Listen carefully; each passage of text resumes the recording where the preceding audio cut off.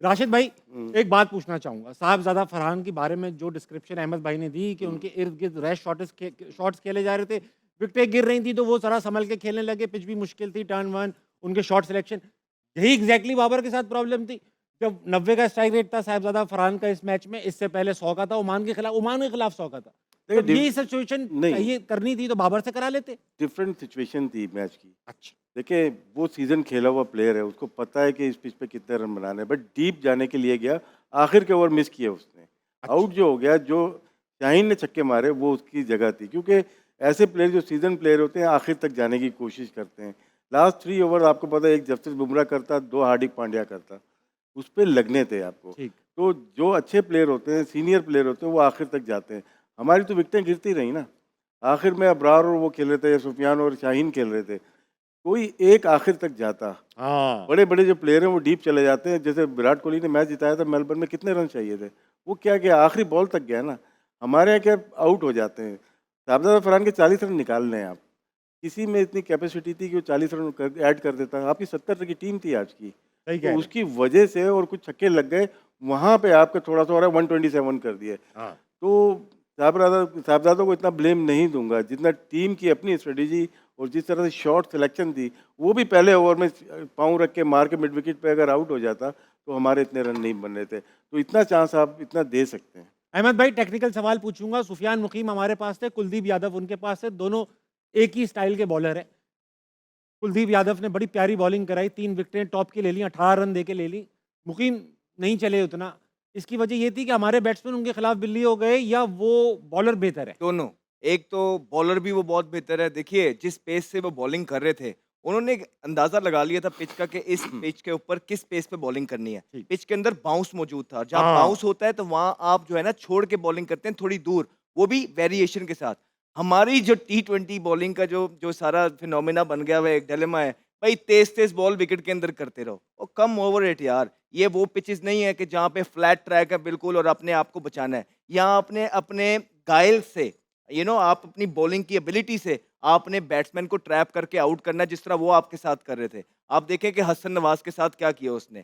कुलदीप यादव ने 2-3 बॉल उसको थोड़े से पीछे किए हैं जो उसने बैकफुट पे खेले हैं। उस पे भी एक कैच छूट गया। उसके बाद जब इतनी दूर लेंथ से उसने इतना और आगे फेंका है तो वो बल्लेबाज को ऐसा लगता है कि ये बिल्कुल मुँह में आ गया है। लेकिन वो बॉल भी दूर होता है और उसको मारने गया और ठक आउट। तो ये क्वालिटी और क्लास है बॉलर की। ये कंट्रोल है जो आपके बॉलर्स नहीं कर। ये क्रिकेट की साइकी आप लोगों को समझ भी नहीं आएगी। नहीं आ रही है। लेकिन मसला सिर्फ ये है कि यही क्वालिटी है उनकी, यही डिफरेंस है। ये आपको समझ नहीं आएगा, लेकिन हमें पता है कि वो क्या कर रहा है। हमें हमारे साथ होता है और हम करते हैं। हमें पता है कि वो किस तरह बाहर बॉल करते हैं, फिर अंदर करते हैं और ये क्यों कर रहे हैं और कौन लोग कर सकते हैं। ये बगैर एबिलिटी के ये बॉल्स नहीं होते। हमारे यहाँ आजकल भाई यही चीज़ चली हुई है, विच-विच करी जो तेज़-तेज़, लो कर लो। क्या हुआ? क्या हुआ? क्या हुआ? देखिए, एक तो हाँ। तजर्बे का बड़ा फ़र्क है दोनों में। और कुलदीप भी बड़े अरसे खेला और फिर 2 साल के लिए बाहर जी। हुआ, वहाँ से फिर वापस आया है। वापस आया। जो चेंज किया है ना, अपनी रॉन्ग वन चेंज किए होते, पेस में तेज़ करता है, हाँ। जो कि रीड नहीं होती। ये प्रेडिक्ट कर सकते हैं सुफियान को कि बॉल अंदर ही राइट हैंड को हाँ, आएगी, हाँ, हाँ। बाहर नहीं निकलेगी, निकलेगी तो बहुत स्लो निकलेगी, थोड़ा पीछे होगी। तो जितने भी बैट्समैन हैं वो देख लेते हैं इस बॉलर को रीड करेंगे या नहीं कर सकते।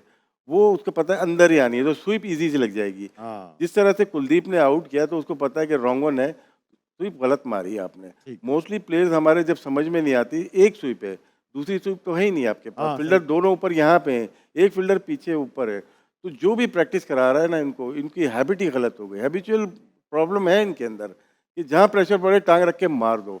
थोड़ा स्टे करके दूसरे दूसरे को भी तो खेले दो, अपने आड़ी को दूसरे को ले सिंगल आओ, डबल भी तो करो। सिंगल डबल भी करो। 59 डॉट्स थी। लेकिन जो बात सुफियान मुकीम का है ना अभी, तो रॉन्ग वन उसकी इतनी तेज़ नहीं है या इतनी ज़्यादा महारत नहीं है उसको, जिसकी वजह से रीड हो रहा है जब वो। वो तेज़ करने जाता है ना, रॉन्ग वन तेज़ करने जाता है, तो उसका एक्शन टूटता है, जिसकी वजह से बॉल शॉर्ट गिर जाता है। तो हाँ, अभी वर्क इन प्रोग्रेस है सबके साथ। सही बात। आपको काम करना पड़ेगा, अच्छे लोग लगाने पड़ेंगे, ठीक है? सही, अच्छे लोगों को लगाएँगे तो ये प्लेयर्स में पोटेंशियल है कि बन जाएँ, सही। लेकिन अभी वर्क इन प्रोग्रेस है। आपके पास पक्के-पकाए जिस तरह भारत के पास प्लेयर हैं, आपके पास नहीं है। अच्छा, आप ये कहते हैं अहमद भाई अच्छे लोग लगाने पड़ेंगे, फिर जब अच्छे लोग तो हमारे ही एक्स प्लेयर्स हैं अच्छे लोग, जब इनको लगाते हैं तो आप कहते हैं यार ये लोग टॉक्सिक हैं, ये टीम खराब करते हैं, वही 90s के लौंडों पे बात आ जाती है। तो आप ये बताइए कि किनको लगाएं, अच्छे लोग कौन है, आपको लगाएं? जरा अपनी सेटिंग से नहीं बताए ना, ये रुको यार, तालियां बजा, मिर्चें मत लगाओ यार। मैंने आपको पहले भी बोला है कि मैं काम ही नहीं करना चाहता, लेकिन आपके सिस्टम के अंदर प्लेयर यूनुस खान अच्छा प्लेयर नहीं है। उनको लगाएंगे तो कोई बगावत हो जाएगी उनके खिलाफ, ये जब वो कैप्टन थे तब बगावत हो गई, फिर तो कोच पे तो और। खुद ही जवाब दे ही जा रहे हो हर चीज का, तो फिर मुझसे पूछ क्यों रहे हो जब सिस्टम ही ये है? रुको ना, रुको, जब मैं यही आपसे सिस्टम इसलिए है। पूछ रहा हूँ कि आप कह रहे हैं अच्छे लोग तो लगाओ। जब ये सिस्टम है क्यों हाँ। नहीं लगाते? ये राशिद भाई से अच्छा कीपर कोई पूरे पाकिस्तान में बैठा है या नहीं? मैं आपको कह रहा हूँ नहीं है, ये नहीं कि हम साथ सबको बैठे हुए हैं। तो सर क्यों नहीं काम ले रहे? यूनुस खान से क्यों नहीं? और गोरे गोरे भी अच्छे वाले, गोरों को आप जो है ना अपने रंग में ढलने की कोशिश करते हैं। जब गैरी कस्टर ने आपसे थोड़ी सी पावर मांगी, आपने उसको चलता किया। ठीक तो बात। ये आप गोरे जब अच्छे लेके आते हैं, वो आपके साथ चलने के लिए काम नहीं, बिकॉज आपकी बात नहीं मानते, वो आपकी बात मानने वाली ही नहीं होती है। हाँ, बात तो तो ठीक इसी वजह से तो वो चले जाते हैं बेचारे। फिर हेसन का अपना जो है ना स्टेक इन्वॉल्व है इस्लामाबाद यूनाइटेड के साथ, ठीक, वो स्टेक इन्वॉल्व और आपकी नेशनल साइड के अंदर भी है। सो कहने का मकसद ये है कि किसी भी दुनिया के अंदर आप देखेंगे कि जो उनकी लीग के साथ इन्वॉल्व होता है वो नेशनल साइड के साथ इन्वॉल्व नहीं होता, लेकिन आपकी चीज़ें हैं।